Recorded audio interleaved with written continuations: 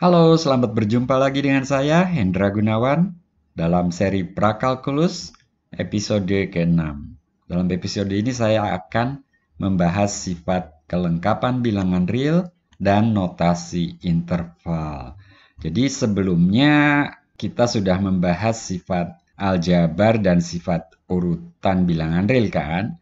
Nah, sekarang sifat terakhir dari bilangan real itu adalah sifat kelengkapan yang bunyinya hanya satu kalimat ini nih, tapi lumayan nggak terlalu mudah dicerna ya. Kalimatnya berbunyi sebagai berikut. Setiap himpunan bagian tak kosong dari R yang terbatas di atas senantiasa mempunyai batas atas terkecil. Jadi di sini kalau kita punya himpunan bagian tak kosong dari R yang terbatas di atas, apa itu nanti saya akan jelaskan, maka himpunan itu akan mempunyai batas atas terkecil. Oke, apa sih terbatas di atas itu? Nah, himpunan A di R dikatakan terbatas di atas apabila terdapat suatu bilangan real B sedemikian sehingga setiap anggota himpunan itu akan lebih kecil atau sama dengan B. Nah, sebagai contoh, kalau saya punya himpunan bilangan real yang kuadratnya lebih kecil daripada 2, himpunan ini terbatas di atas. Salah satu batas atasnya adalah 3/2. Dari mana saya tahu itu? Karena kalau saya punya anggota himpunan tersebut, saya bandingkan dengan 3/2, pasti lebih besar 3/2. Karena 3/2 kuadrat sama dengan 9/4 lebih besar daripada 2. Ya kan? Jadi bilangan itu mestilah lebih kecil daripada 3/2. Tentu kita bisa menemukan batas atas lain yang lebih kecil daripada 3/2. Tapi yang kita cari nantinya adalah berapa batas atas terkecil dari himpunan ini. Nah, himpunan bilangan real yang kuadratnya kurang dari 2 itu juga tak kosong dan salah satu anggotanya adalah 1. 1 kuadrat kan lebih kecil daripada 2. Jadi himpunan ini tak kosong dan juga terbatas di atas. Nah, menurut sifat kelengkapan, himpunan ini mempunyai batas atas terkecil. Nah, bila C adalah batas atas terkecilnya, maka saya tulis titik 3 di sini. Ini sebetulnya argumennya agak panjang, tapi saya tidak ingin membuat kerumitan terlalu jauh dalam episode ini. Saya simpulkan di sini bilangan C tersebut mestilah memenuhi persamaan C kuadrat sama dengan 2. Nah, bilangan C ini kemudian dinotasikan dengan lambang akar 2 yang sudah kita kenal itu.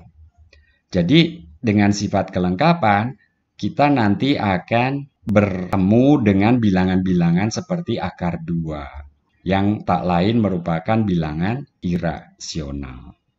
Nah, andai himpunan semesta kita adalah Q, maka tidak ada loh bilangan rasional C yang memenuhi persamaan C kuadrat sama dengan 2 itu tadi.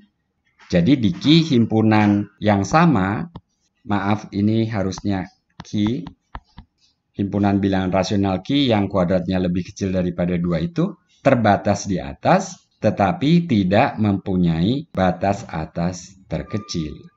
Di R, batas atas terkecil itu diaksiomakan ada. Nah, dengan berlakunya sifat kelengkapan, himpunan bilangan real dapat direpresentasikan sebagai suatu garis. Setiap bilangan real menempati suatu titik pada garis tersebut, dan sebaliknya setiap titik pada garis tersebut menyatakan suatu bilangan real.